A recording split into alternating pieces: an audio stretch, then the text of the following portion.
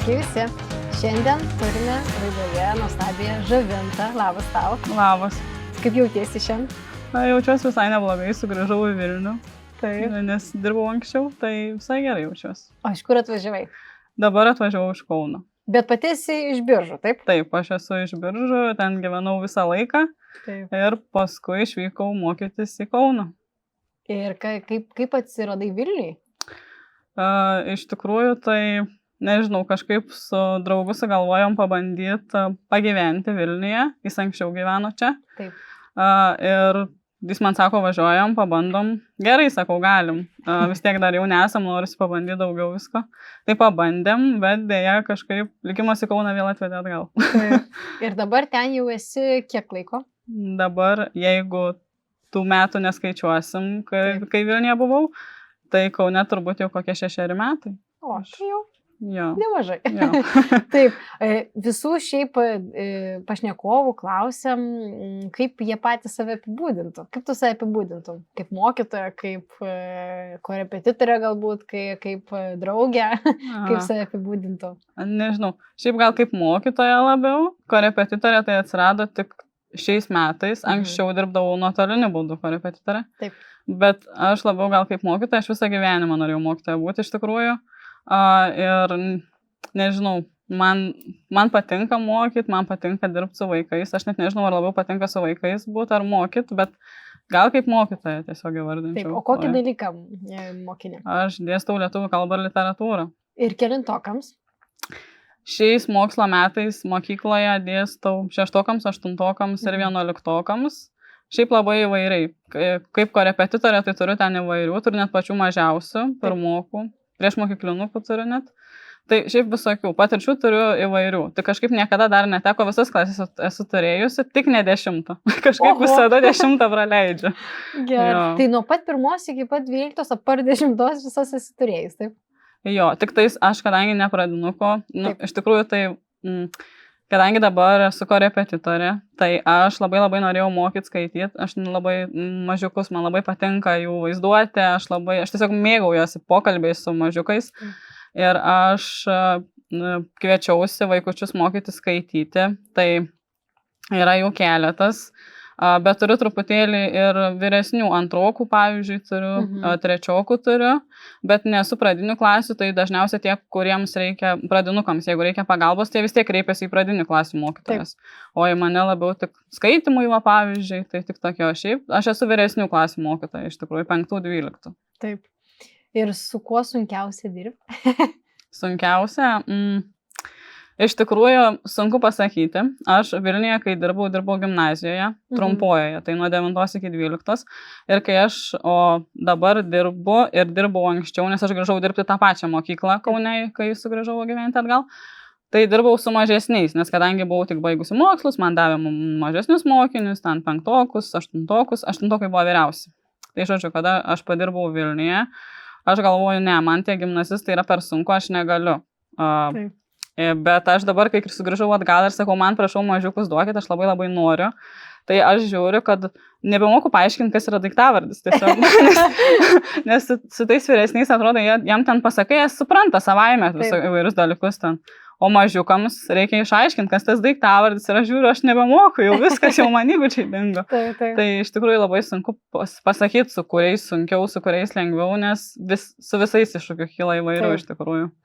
Nu jo, iš tikrųjų mes su Marija ne vieną kartą esame irgi minėjusios, kad kadangi mes esam pradinukės, tai mums atrodo kažkas tokio, dirbs 12-okais, 11-okais, bet ar nepajauti to tokio, vis tiek amžiaus skirtumas nėra per didžiausias, ar nejauti čia kažkokio tokio sunkumo arba iššūkio dėl to, kad amžius yra, ar kaip tik tai palengvina tau darbe, kad jūsų amžius nėra toks, neturi didelio tokio šuolio? Su vyresniais, mano amžius. Taip. Iš tikrųjų nejaučiu kaip šuolio, tai aš nejaučiu iš vis, jie man yra kaip draugai. Taip.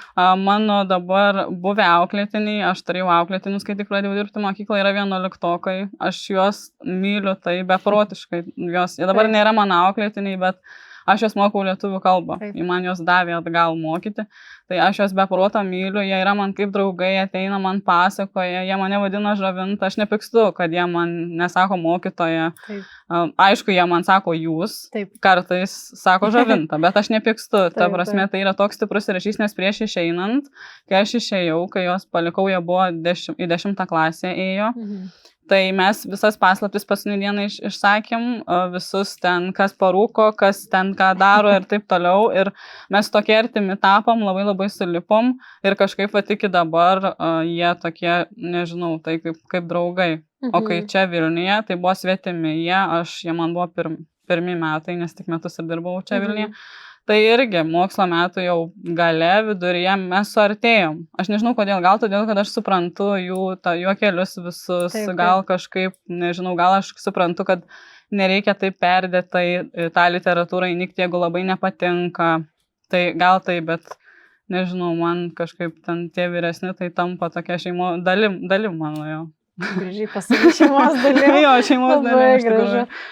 O jeigu grįžtant į pačią pradžią, tai kokia buvo ta akimirka arba kada tai buvo, kad pasakė, aš noriu būti mokytoja?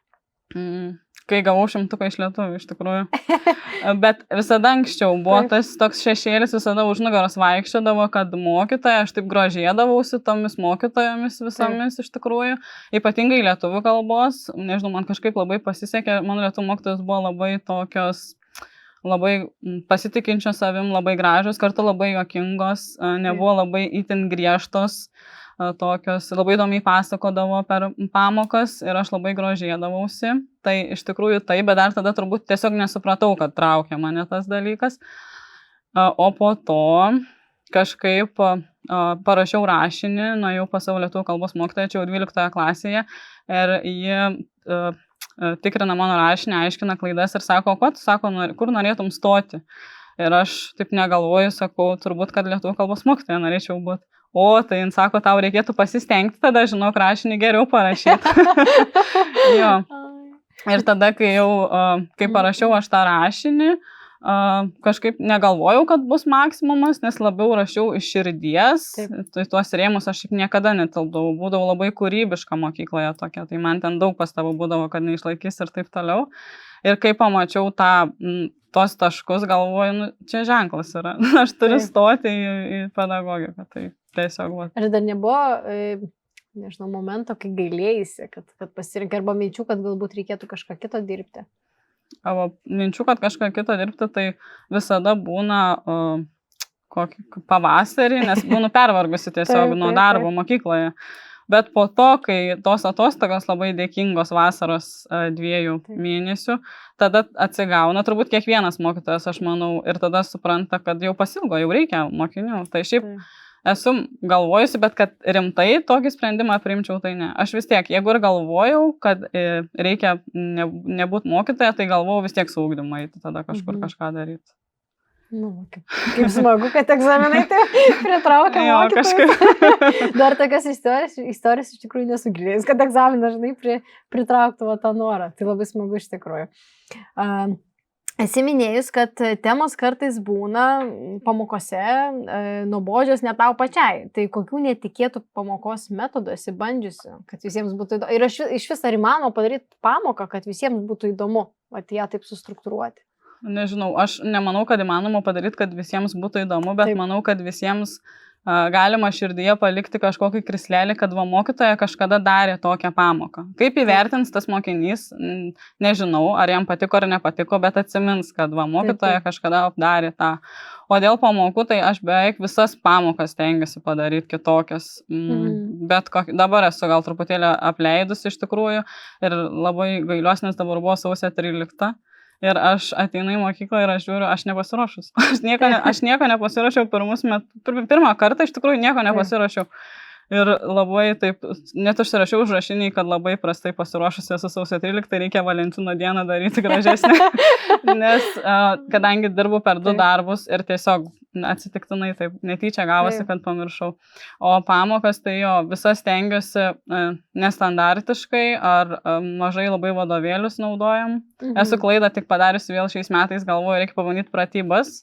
6-okams labai didžiulė klaida buvo, nes aš tiesiog nespėju aš nespėjau panaudoti savo vaizduotės ir kūrybiškumo, o negaliu tų pratybas juk pirko, tai jie turi jas daryti ir kada aš nepanaudoju to kūrybiškumo, tai ir pamokos tampa tokios teorija ir pratybos, tai iš tikrųjų taip labai gailiuosi, kad tai padariau šiais metais, bet visada aš esu ir Anykščių Šilelį, pojūčių spektaklį dariusi klasėje, pati ten, žodžiu, spurškusius eteriniais aliejais tos vaikus, žodžiu, ten lapų nešiausi į mokyklą.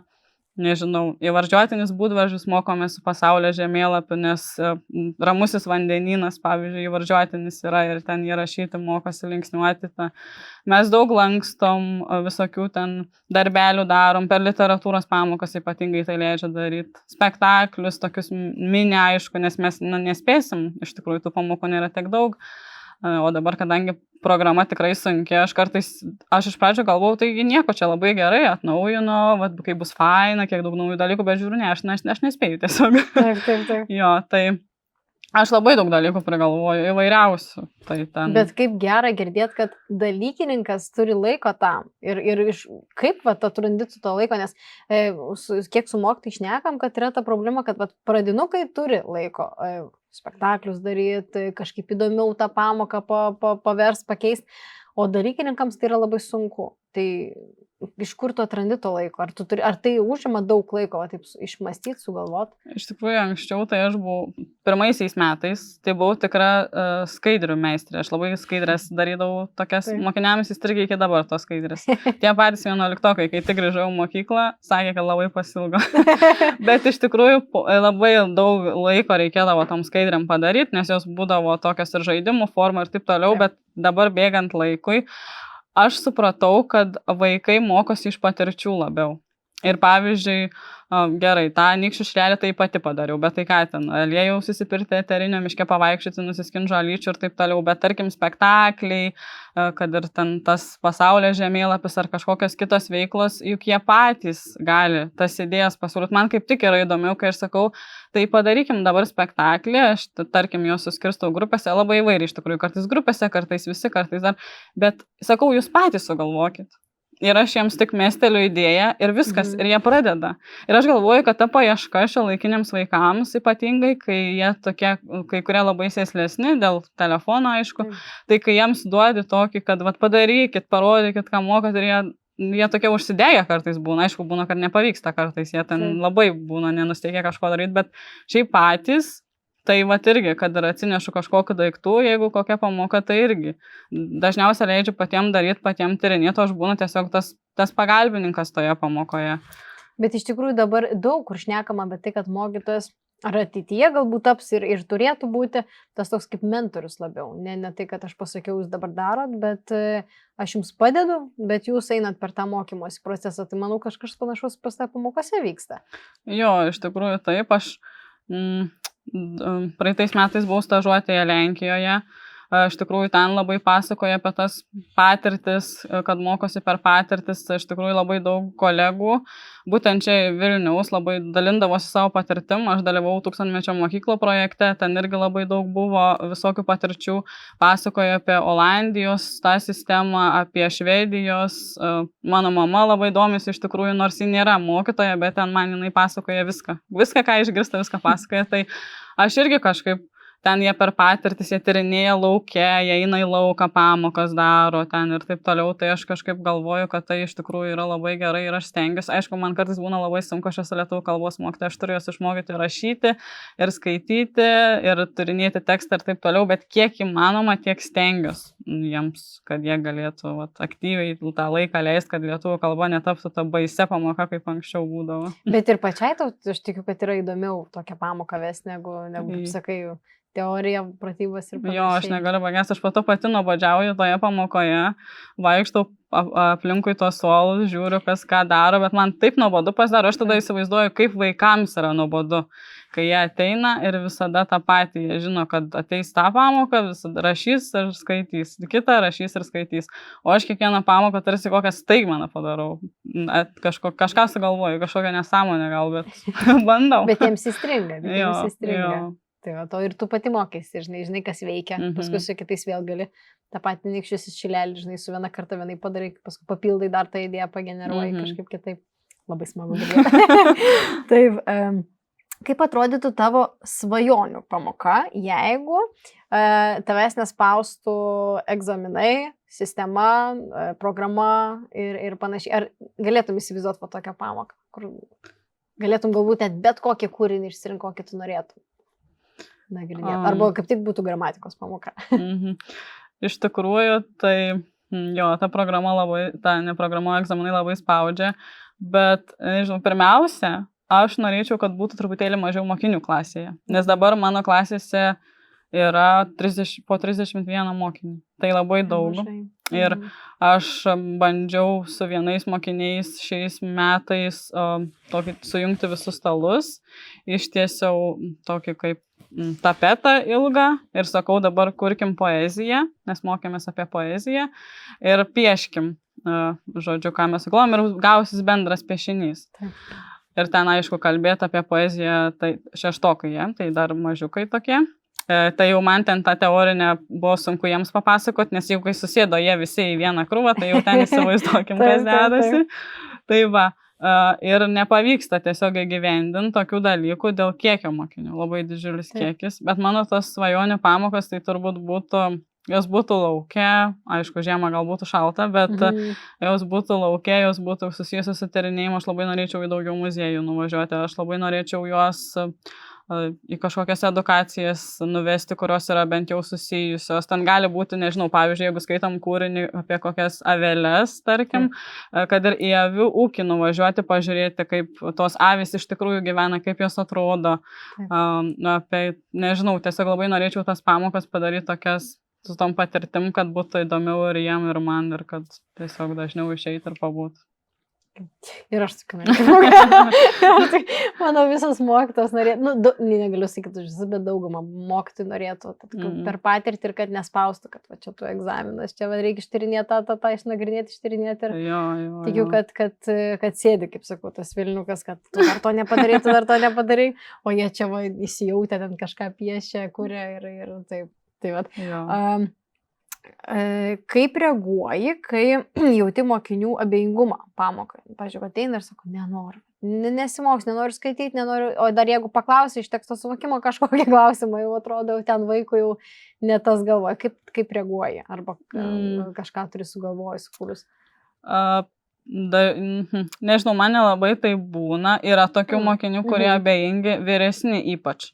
Bet aš su jais pasikalbu. Tiesiog draugiškai. Ta prasme, aš nemoralizuoju, tai beveik niekada. Aš tikrai suprantu, kad lietuvių kalba nėra įdomu. Man pačiai nebuvo labai iš tikrųjų įdomu. Kai aš mokiausi, aš tikrai nebuvau fanė lietuvių kalbos.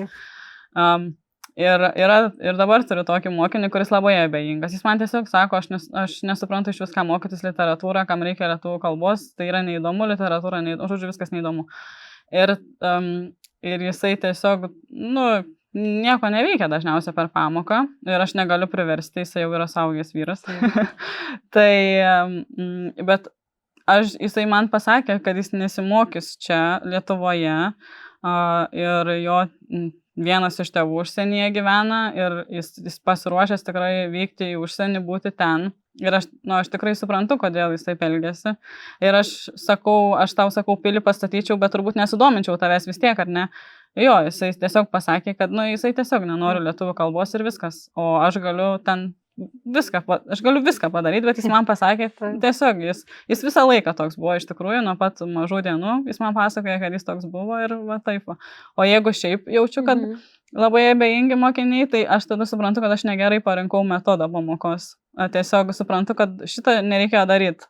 Kad kitą kartą reiks daryti kitą. Nes tas, turbūt neįdomu buvo. Čia yra visiškai normalu. Man atrodo, kad bus wow, o jiems turbūt atrodo, kad čia, kažkas tokio nelabai. Bet iš tikrųjų, aš taip retai išgirstu, kad mokytojas pasakytų, jog aš kažką ne taip padariau, kad jiems yra neįdomu. Nes aš prie jų nepristaikiau, ne pagal juos padariau, galbūt jiems ta diena kažkaip turėjo kitaip praeiti ir aš atrodo, bet aišku, tam pasirengti reikia labai daug savęs atiduoti, kad tu grinai pagal juos padarytum, kad atrodo, kad ten tada dar būna tas svarstymas, kad reikia, pirmaisiais metais buvo, kad reikia darbą išeiti iš mokytojo darbo, nes nepavyko, o po to tiesiog, aš tiesiog supratau, kad yra dalykų, kurie jiems jau nebeįdomus tiems mokiniams. O dabar irgi aštuntokai šiandien pristatė Atžalyną, skaitė jie Kazio Binkio.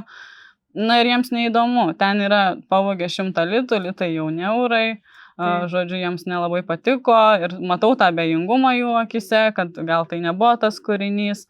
Ir aš ir supratau, kad galbūt reikėjo kitą duoti kūrinį iš to pasirenkamo sąrašo tą temą, o paskaityti tik ištraukas. Taip. O aš tiesiog galvojau, kad man tai buvo labai įdomu, Atžalynas, aš kai buvau mokinė, ten mokytoja pasakoja, ten wow, o jiems ne. Ir tiesiog supratau, kad galbūt su kitais aštuntokais skaitysim kitą kūrinį.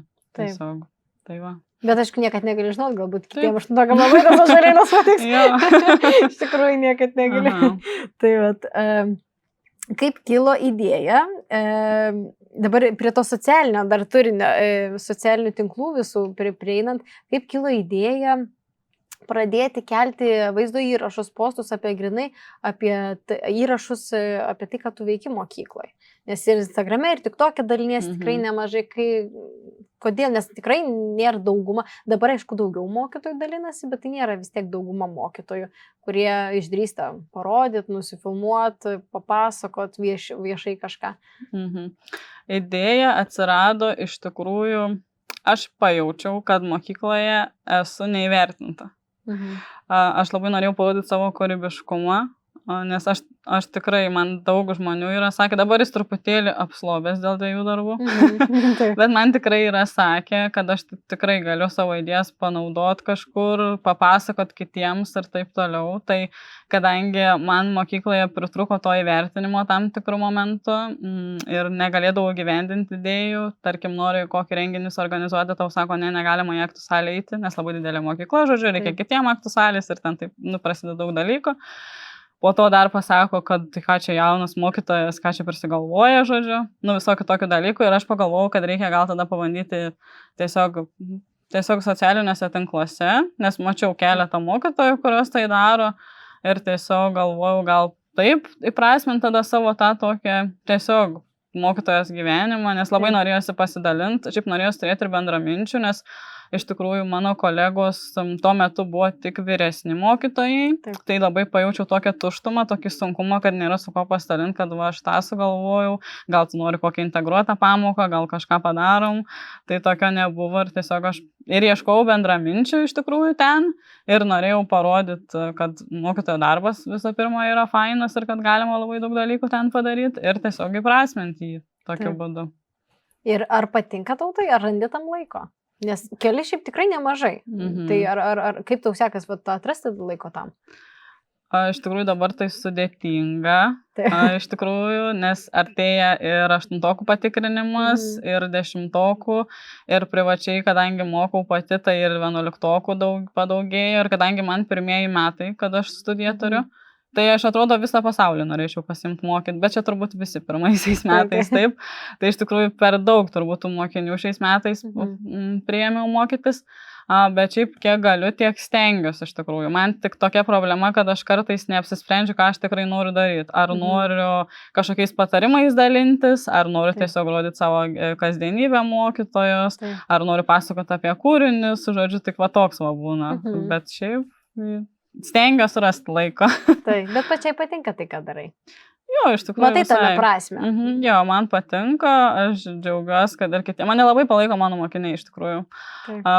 Kai tik pradėjau pirmaisiais metais, tai mane pastebėjo, aš Pilaitėj dirbau, tai labai didžiulė mokykla, tai mane pastebėjo tie visi mokiniai ir jie tai jau sveikinusi žiūriu koridoriai, oho, galvoju, iš čia tyčiotis iš manęs galvoju, ar ką, nes tai baisu, nes kai aš buvau paauglė, jeigu ten kažkas įsikeldavo kokią nuotrauką, tai patyčios kažkaip prasidėdavo ir aš labai bijojau tų patyčių toj socialinėje erdvėje. Bet ne, jie taip maloniai visi, po to kai kurie jau ten jau gražiai man sako kažką, taip tokio, tai va toks palaikymas. Dabar irgi man sako, mokytoja, tai kada kelsit video, mes jau laukiam. Tai taip iš tikrųjų jo, tai tie mokiniai labai palaiko. Aišku, tėvai ten žiūri, sako, mes dabar, sako, per teleką pasileidom pažiūrėti. Tai iš tikrųjų jo, tai šiaip patinka. Kaip smagu. Man irgi kažkaip, aš gal ne tiek daug dalinuosi, kas mokiniam patiktų, bet turiu savo mokinius, praeitą kartą, kurie dabar yra vyresni, jau iš pradinių išaugę ir jau vis tiek daugiau naudojasi Instagram ir panašiai ir būna, jau žiūriu, laikina ir visus postus išlaikina. Būna pakomentuoja ir taip, va, tas fainai. Kad už mano mokytą kažką parodo viešai, kad daug žmonių žino, kad čia buvo mano mokytojas. Ir jiems kažkaip tas tiek surezonuoja. Taip. Ne visiems aišku, bet tikrai yra tokių vaikų. Tai vat, ar pastebi, kad tavo turinys socialiniais tinkluose daro įtaką mokiniams? Ar iš vis kažkokią įtaką padaro, ar tik tai, kad daugiau atpažįsta, tave mato?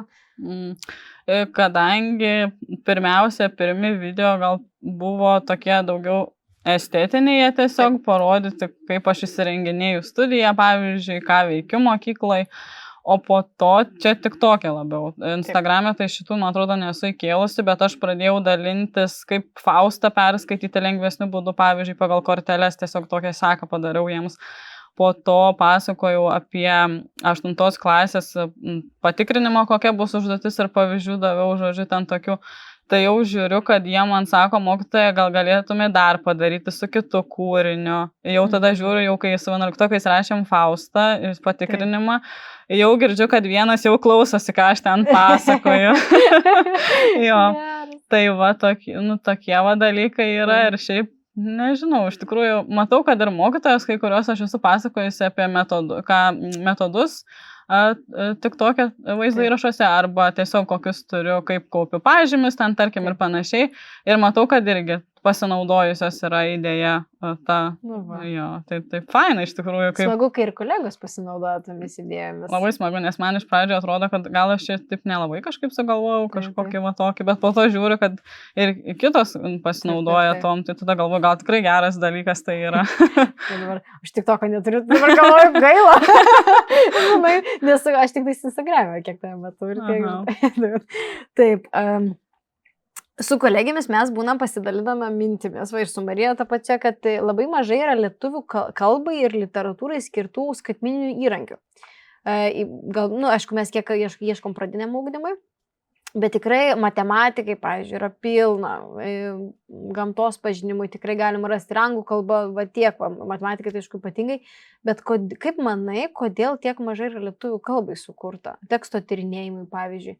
Apie to darbą irgi NMPP ruošiasi Marijos mokiniai ir ta beta sistema lūžta, negali nieks ruoštis, kartotis, bet kitų sistemų, kur pasimokyt, kur pasibandyti, tai kaip ir nėra skaitmeninių, apart, nežinau, edukos dar kokios, bet nelabai ir yra. Kaip tu manai, kodėl taip yra, kad tų kalbai mažai?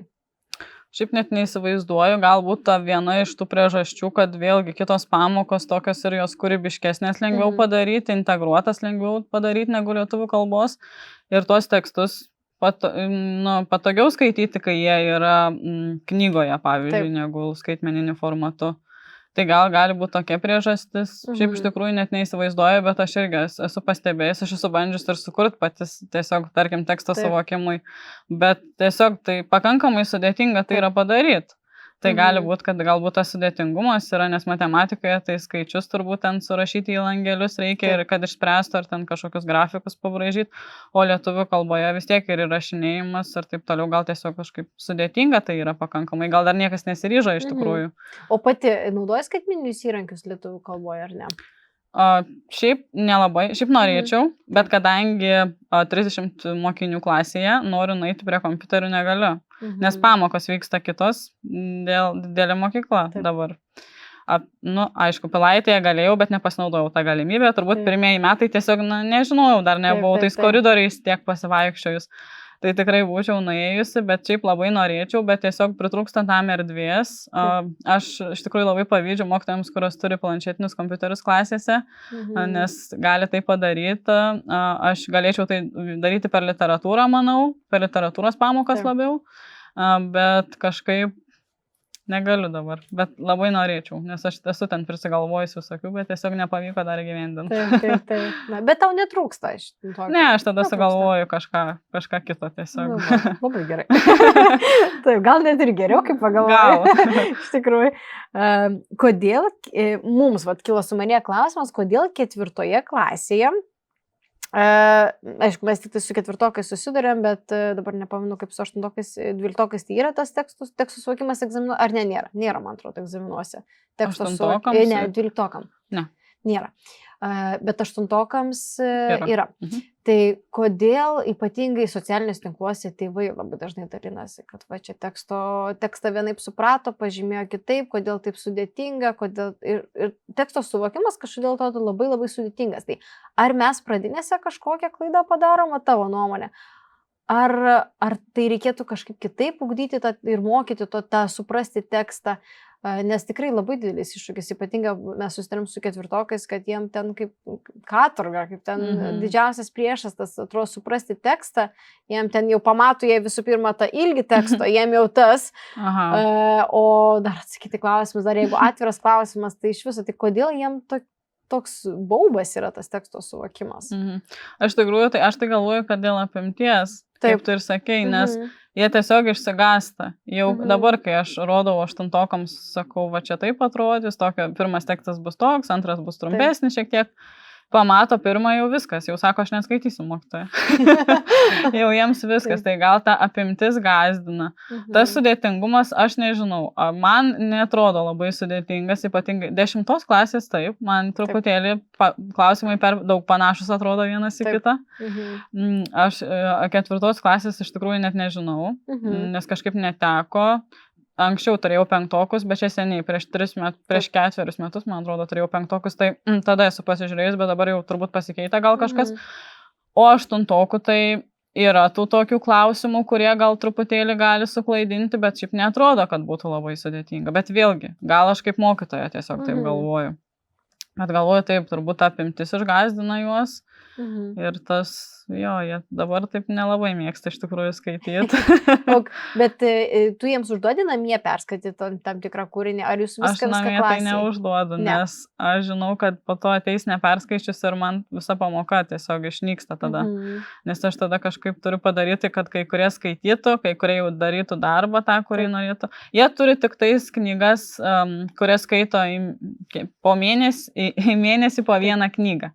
Tai čia skaito šitas, bet jeigu vadovėlį mes skaitom kartu, iš tikrųjų šiais metais tai labai džiaugiuosi, kad kartu skaitom, nes 6-okų labai prasti skaitimo įgūdžiai. Ta prasme, netgi tartis pati, netgi tas skiemenavimas dar žiūriu pas kai kuriuos išlikęs, tiesiog matosi, kad neskaito knygų namuose. Taip. Tai aš labai džiaugiuosi, kad skaitom kartu ir visada skaitom garsiai. Taip, tai užima daug laiko. Tikrai, aš galėčiau kažką kitą su jais veikti, teksto suvokimą daryti gal būtų geriau, bet manau, kad kad mes skaitom kartu irgi yra labai gerai, nes tikrai matosi, kad kažkas yra, kad jau Aš atsimenu, mokyklą užduodavo namie perskaityti, aišku, savo lietuvių kalbos mokytoją myliu iki šiol. Jinai man irgi paskatino ateiti mokytis, o kaip tik tai atsimenu, užduodavo skaityti knygą, tu mano, pasilieki paskutinį naktį, tada nieko nesupranti, nes naktis jau, o tu bandai tą kūrinį ir tu nieko nesupranti absoliučiai, nes tam reikia laiko, tikrai tam reikia sustoti, apsvarstyti, padiskutuoti, galbūt ką klasį gali padaryti. O savo tą laiką suvaldyti, suplanuoti, kada tu kaip skaitysi, nežinau, man tai buvo kažkaip taip sunku būdavo, nežinau kodėl. Aišku, tam tikri kūriniai lengviau, bet irgi, kad vadovai aš atsisėsiu, aš dabar skaitysiu, tai paskutiniam naktim. Bet mano tie 6-okai, su kuriais skaitom garsiai, iš tikrųjų, jeigu taip netyčia, sakau, paskaitykite, pabaikit skaityti tą klasėje skaitytą kūrinį, tai iš tikrųjų perskaito, labai tokie pareigingi yra. Tikrai, po to net varžosi, kuris atpasakos prieš klasę iš tikrųjų, nes labai nori parodyti žinias. Tai iš tikrųjų tai yra labai gerai, bet jau nuo 8 klasės tai jau susiduriu su tą problemą, kad tiesiog jie dirbtinio intelekto paklausė, apie ką buvo kūrinys ir pristato man tą kūrinį. O pati atpažįsti, kad dirbtinis intelektas? Jo, žodynas dažniausiai vaiko būna labai kitoks. Jis ir matosi, kad galvoja, koks ten žodis buvo parašytas, ką čia GPT parašė, kokį žodį. Galvoja jie apie tai iš tikrųjų matosi, jeigu dar raštu būna, iš tikrųjų raštu, tai tik klasėje darom dabar Taip. viską, nes tai yra baisu.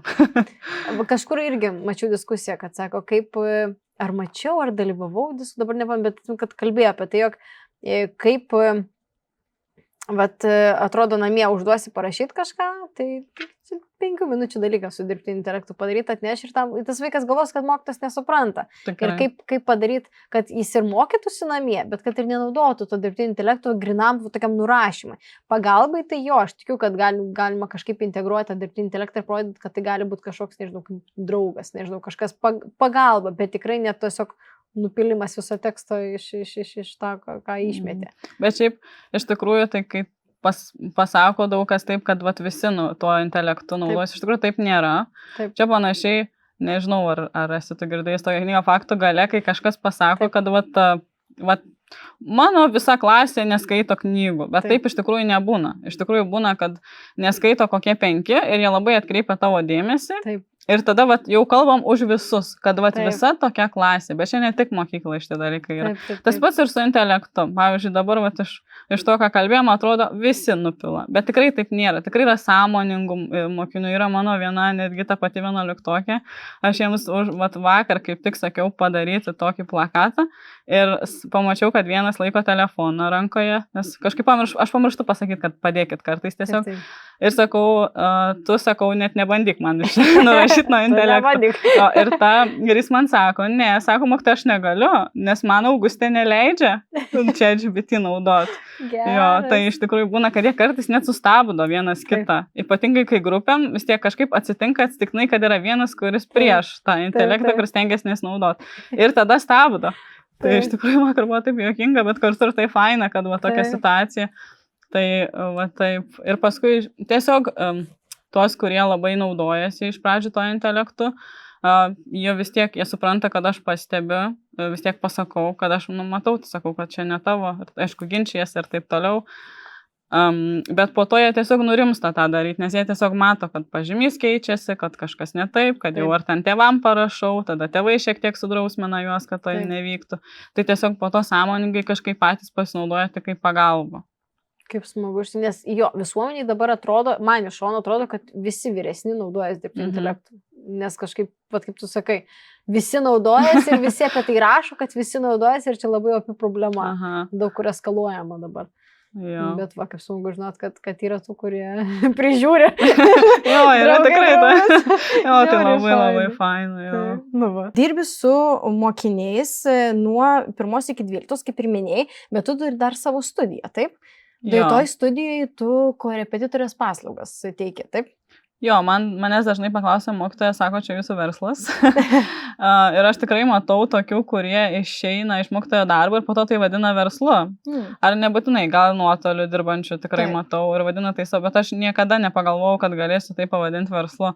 Man tai nėra verslas. Aš sugalvojau tą studiją. Taip vadinu, tai labiau gal kabinetas, nežinau, studija gražiau skamba. Tai man tai tiesiog buvo erdvė, kur aš galėčiau kūrybiškiau kažką padaryti, kokį knygų klubą padaryti, vat, šiek tiek priimti mokinių kaip korepetitorė. Ir man tai tiesiog buvo ta erdvė, kur galėčiau tiesiog jaustis kaip namie ir kad pas mane ateitų mokiniai ir aš galėčiau tas savo idėjas, žodžiu, visas generuoti, rodyti ir su jais dalintis ir taip toliau. Ir manęs dažnai tai paklausė, sako, ar čia verslas, bet čia ne verslas, dar kol kas ne. Dar kol kas aš tiesiog džiaugiuosi, kad turiu galimybę ten būti. Bet tu grupinius užsiėmimus vedi ar ne, ar tik tais individualius? Dabar daugiausiai individualius, tik tais knygų klubas yra. Aš bandžiau, iš tikrųjų, gal per mažai tik pastangų įdėjau reklamai, nes man labai greitai užsipildė vietos individualioms pamokoms. Ir po to kažkaip į tos grupinius atsiliepdavo ten kartais. Ten 2 žmonės jau, tarkim, būdavo grupeliai, bet reikia surinkti dar, nes nebus tik 2. Tai jau žiūriu, kad nėra, jau nenori niekas ir kažkaip aš greit nuleidau rankas, tikrai daug nereklamavau, nes galėčiau mokamai reklamuoti ten ir taip toliau. Bet kažkaip galvoju, gal kitą kartą įdėsiu daugiau pastangų, sugalvosiu kažką, tai šiais metais pasilikau tik tais tos individualias pamokas, o turiu tik tais tą knygų klubą, į kurį ateina mokiniai. Tai va. Taip. Kaip tvarkaisi su vyresnių klasių, čia irgi 8, 10, 12, man atrodo, baimėmis prieš egzaminus? pupus, nesvarbu, standartizuotus, nes aš manau tikrai baimių turi. Arba čia man iš šonų taip vėl atrodo, kad... Nežinau, aš papasakoju savo patirtį šiaip jiem dažnai, ypatingai vyresniem. 12-okus, kai turėjau praeitais metais, pasakojau savo patirtį, kad nėra ko bijoti, kad viskas yra gerai. Iš tikrųjų labai daug kalbamės, kur jūs stosit, ką jūs veiksit, ar jums tikrai būtina. Aišku, yra maksimalistų, kurie tikrai nesvarbu ką, bet nori 100 ir viskas.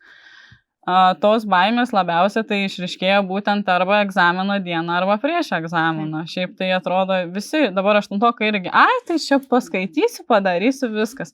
Bet jau matau, kai jau taip rimčiau pasakoju, kai jau būna ta diena, mes turim dieną skirtą tik NMPP užduotimus. Tai jau matau, kad pasakoju klasė nutyla. Visiems įdomu, kas ten bus ir ką reikia labiau pasiruošti. Taip. Tai jau matau, kad tokio jauduliuko yra truputėlį, bet irgi, kažkaip pasakoju, tą savo patirtis, kažkaip stengiuosi pasakyti, kad tiesiog nebijokit, kad vis daug geriau iš tikrųjų aš labai mokinuosi. Aš sakau labai daug gražių žodžių. Aš net kartais, jeigu jie, nežinau, tikrai padaro nelabai gerai tą darbą, jau matau, kad tikrai nelabai pavyko, bet aš vis tiek jam pasakau kažką, už ką juos galėčiau pagirti. Bet taip konkrečiai, aš esu kažkur skaičiusi, kad negalima sakyti šaunuolis, o reikia pasakyti, tarkim, šaunuolis, kokią gražią skrybelę esi nupiešęs. Akcentuot būtent už ką esi tas. Jo, ir tada kitą kartą žiūriu, kad ta skrybelė dar gražesnė yra negu buvo. Arba ten sakau, kaip gerai, kad sudėjai nosines, galininkas ką, tiesiog nuostabu ir viskas, žiūriu, moka jisai tas nosines deda, atsakinėja man. Tai nežinau, tai stengiuosi tiesiog girti tos vaikus ir gal tai duoda iš tikrųjų to jiem tos baimės mažina. Taip, bet labai svarbu, man atrodo, akcentuotas stiprybės vaiko, kaip mes studijose labai daug apie tai kalbėjo, tik susiduriu su tokiais mokytojais, kurie sako, tai čia dabar kiekvienam sakysi, kiekvieną pamoką, tai čia pusę pamokos nebeliks, atrodo, bet nebūtina kiekvieną pamoką tą sakyti, per atsiskaitimą. Vieną dieną vienam pasakysi, kitą dieną kitam pasakysi ir jam galbūt tas vienas sakinys įstriks pusiai metų. Taip, aš pati, kai man pasakė lietuvių kalbos mokytojas, sako, Žuvinta, tu gali rašyti. Sako, nuostabus rašiniai, viską žinau, aš po to rašytoja buvau. Aš ten rašydavau, sako, konkursą 0, jo sakau, aš dalyvausiu. Aš rašytoja. Ir viskas, ir tikrai taip įstringa ir aš ir dėl to dar stengiuosi, nes aš pati prisimenu, kiek daug duoda tas geras žodis, kai sekasi. Taip, o jeigu dar iš kiekvieno dalykininko tu tą gautum, tai iš viso negalėtum. O kaip žvaigždelė. Vaikštai. Kaip manai, kaip atrodys mokytojo darbas po 10 metų? Ir aš save matai jame? Aš save tai matau, tikrai matau ten. Aš manau, kad jis, nežinau, iš tikrųjų, aš galvoju, kad jis nelabai turėtų pasikeisti, nes aš manau, kad visada visuomenėje bus tokių, kurie skundžiasi. Taip. Kuriems yra atlyginimas per mažas galbūt, programos negeros, kuriems tas negerai, anas negerai, visada tokių bus. Aš nemanau, kad jie išnyks, nes visada būdavo ir anksčiau. Tik tais turbūt aš buvau paauglė, aš tiek nesidomėjau to ir aš nežinojau tiesiog. Bet visada tai buvo. Visi sakys, kad kaip ir man, kai aš stojau mokytoja būti, aš tarp kitko gyvenau mokytojų name, bet tai tiesiog buvo jau ten anksčiau siūsdavo mokytojus į tam name gyventi, nes prie pat mokykla buvo mano namų. Ir man ten dar pensinio amžiaus mokytojai yra užsilikę, dabar jau gyvena šeimos nebūtinai mokytojai. Ir aš kaip pasakiau, kad aš sakau stosiu, man sakė ne, tai yra blogiausias darbas, tai vaikai yra košmaras, skaudės galva, būsi pavargus ir taip toliau. Aš manau, kad tiesiog visais laikais bus tokių žmonių. Ir po 10 metų bus ir tų laimingų, kurie tiesiog džiaugiasi savo darbu, kurie galbūt, aišku, gal norėtų tos algos didesnės, nes dabar labai daug apie tai daug kalbam ir visko, bet aš manau, kad jie vis tiek džiaugsis. Aš irgi gal norėčiau uždirbti daugiau, bet aš tiesiog džiaugiuosi toje vietoje, kur aš esu ir manau, kad tiesiog visais laikais tai bus. O pats mokytojo įvaizdis, tarkim, klasė, kaip manai, pakis ar ne? Pati klasės rėmai ar keisis, ar metodikos keisis? Programos vėl. Programos tai gal ir keisis. Bet iš tikrųjų mokytojų įvaizdis jau dabar labai kinta. Aš ta prasme, kai jau ypatingai jaunų mokytojų dėka, aš iš tikrųjų žinau ir jaunų mokytojų, kurie yra tokie pat griežti, kokie yra ir tie mokytojai, tie tokie jau labai yra tokių, bet matau ir tokių, kurie kuria tą nuostabią ateitį, kurie tos vaikus edukuoja ten įvairiausiais būdais ir tai yra taip gražu, kad nereikia visada įbedus į vadovėlį akis būti ir va, tokių dalykų daryti. Aš manau, kad kiekvienas mokytojas viens kitam yra pavyzdys. Dabar jau tiek daug mokymų visokių, kad ir aš tose tūkstantmečio mokyklose. Mums ten pasakojo, kad mokykla tai neturi būti vieta, kur tu esi susikaustęs, tu turi ten viską kūrybiškai daryti ir taip toliau. Tai manau, kad tikrai pakis būtent tas pats pamokos, tas planas toks pakis iš tikrųjų ir taps kitoks. Ir dabar irgi buvo mokytojų tarybos posėdis ir tiesiog sakė, ten darė apklausą, žodžiu, mokinių ir kad mokiniai patys nori, kad pamokos būtų netradicinės iš tikrųjų. Tai čia būtent mūsų mokyklos, tai manau, kad ir kitose panašiai. Pas mus yra vienas Vilnių projektas, nežinau, kiek tu žinai, apie Vilnius yra mokykla. Ir tenais visos tos pamokos yra siekiama, jog jos būtų už mokyklos ribų. Ir ypatingai lauke, prekybos centre, bibliotekoje, kažkur kitur, tik ne klasiai. Tai kažkaip mokytojai, bent jau mano aplinkoje, labai vangiai naudojasi tuo, kad nes jiem atrodo, kad tai laiko gaišimas, kad nespėsim praeiti programos, kad nespėsim ten pasiruošti egzaminam, nežinau, kažkaip taip. Bet yra tokių mokytojų, kurie sako, ramiai, mes viską spėsim, mes ir per tai galim, net ir per tokias veiklas mes galim išmokyti vaiką. Jo, iš tikrųjų, aš tai nematau labai tokio neigiamo dalyko, jeigu kažkokią temą ir praleisim, nes yra tokių temų, kurios tikrai, tu gali tas pačias 2 temas dėstyti tą pačią pamoką vieną. Ir tikrai nemanau, kad jeigu ten praleisim, kažkas labai atsitiks, labai čia jau tragedija bus ir nespėsiu programos išeiti. Taip. Tai iš tikrųjų nemanau, kad tai blogai ir aš mačiau tą projektą, aš pati norėjau kelti pamokas, kai dirbau čia Vilniuje. Bet kažkaip irgi pritrūko tos motivacijos, nežinau, gal aš išsigandau kažko, taip ir to nepadariau, bet aš mačiau ir aš šiaip džiaugiuosi, tikrai. Tada... Aš labai tikiuosi, kad ir kitus miestus jisai plėsis, planuoja, manau, kad tikrai planuoja, nes tikrai... Jo, man labai keista, kad nėra Kaune, nes vis laukiu kažko tokio. Bet tikrai, aš žinau, Kaune mokytojų, kurie labai norėtų tokias pamokas organizuoti, kurti ir parodyti, kad tikrai įmanoma ir išeiti tą programą, žinai, per tokias pamokas. Tai labai smagu, kad nori to. Žinai, uždegsi norų ir kitus mokytis aplink. Ką pasakytum jaunam mokytojui, jaunam mokiniui, kuris svarsto būt ar nebūt mokytojui? Aš tai sakyčiau nebijoti. Reikia klausyti širdies. Aš klausiau savo širdies iš tikrųjų. Man tikrai daug kas sakė nebūti mokytoja. Aš iš tikrųjų mokykloje patyčių labai daug buvo, iš tikrųjų aš buvau toksai nustumtas vaikas tiesiog, aš nežinau, kodėl aš ten nepatikau visiems. Tai, žodžiu, bet aš vis tiek, aš grįžau atgal, aš tiesiog troškau, aš norėjau ir man kad ir ką sakė, bet mano širdis sakė, kad aš būsiu laiminga čia. Tai jeigu kažkuriam jaunam žmogui sako, kad tu būsi laimingas čia, tai tikrai nereikia žvalgytis į kažkokias kitas pusės, galvoti apie finansus. Jeigu tau bus per mažai, tai tu gali sugalvoti, kaip iš tikrųjų papildomai tų pinigų gauti ar kažko. Bet aš tiesiog sakau, ten, kur veda širdis, o ne kažkas kitas, nes tik ten galim jaustis laimingi ir aš tą padariau iš tikrųjų. Kaip gražiai pasakei. Labai gražiai, nečiurpas nuve. O kokią žinutę norėtum palikti žmogų, kurį žiūri? Ar apie lietuvių kalbą, ar apie literatūrą, apie mokytojo profesiją, ar apie save, kad kokią paskutinę žinutę norėtum ištransliuoti? Nežinau, gal aš tiesiog norėčiau iš tikrųjų kiekvienam palinkėti nebijot šito kelio, kad ir mokytojam, kad gal daugiau dalintis, bendrauti su kolegom. Dabar mokytojai kartais labai užsidarę tampa, iš tikrųjų, kabinetuose sėdim ir net nesueinam, nes labai dirbam iš tikrųjų daug, bet iš tikrųjų labai trūksta to šilumos, to pasidalinimo. Man darbė irgi kartais trūksta, atrodo. Norisi tiesiog pasikalbėti. Bet šiaip tai labiausia mokytojams, pavyzdžiui, aš palinkėčiau susitikus nekalbėti apie mokyklą. Čia yra tokia problemytė mokytojų. Jo, kai susitinka, tai vis kalbam apie mokyklą, apie mokinius, kalbam. Tai jo, ir surasti būdą atsipalaiduoti, kad nereikėtų visada galvoti apie mokyklą. Bet aš dar nesuradau, aš visada galvoju, aš grįžtu iš darbo, galvoju, ką reiks daryti kitą dieną, tada vėl galvoju, tai va šito. O šiaip tai aš tiesiog linkiu klausyti širdies, kad ir tiem jauniem žmonėm, kad ir mokytojam daryti tai, ką nori per pamoką, aišku, atsižvelgti programą, bet daryti tiesiog įvykdyti savo idėjas, kurios ten kyla galvoj. Ir nes nežinai, kuriai klasiai tas tiks. Taip, nežinai, kurie klasė tas tiks Taip. teisingai. Tai ačiū tau labai dar kartą šiandien, kad atvykai. Net porą minučių buvo, kur pagalvojau, kad visai fainai galėtų kalbos mokyti. Aišku, nežinau, kaip dirbčiau su vyresniais, bet iš tikrųjų tai labai labai tau ačiū, Žavinda, kad atvažiavai šiandien. Ir tikiuosi, kad mes dar susitiksim. Aha, aš irgi.